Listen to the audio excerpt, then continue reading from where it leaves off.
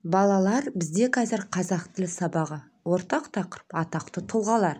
Бөлімше негізгі және туынды етістік. Сабақтың мақсаты мәтін мазмұны бойынша пікір білдіруге бағытталған сұрақтар құрастыру және жауап беру. Негізгі туынды зат есім, сын есім, етістікті анықтау. Балалар, біз етістіктің екіге бөлінетінін білеміз, яғни негізгі етістік және туынды етістік болатынын. Түбір сөзден болған етістікті негізгі етістік дейміз. Мысалы, оқы, жүр, күт, ки. Түбір сөзге жұрнақ жалғану арқылы жасалған етістікті туынды етістік дейміз. Мысалы, ойла, ақылдас, ақта.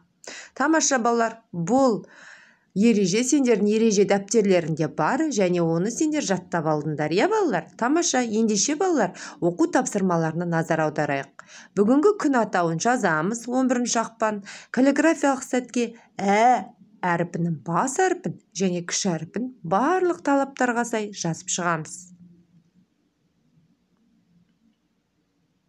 Тамаша.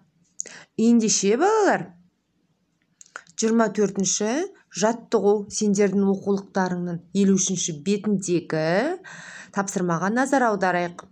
Балалар, бұл жерде құлын мінген бала деген мәтін берілген. Сендер бұл мәтін 3 бөлікке бөлініп тұрғанын білесіңдер, қарасаңдар.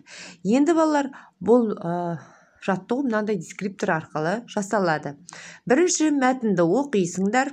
Екінші мәтіннің бірінші бөлігін көшіріп жазады, көркем, сауатты жазады дейді.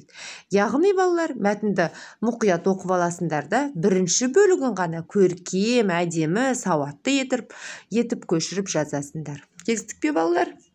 Тамаша. Ендеше екінші оқу тапсырмасына назар аударайық.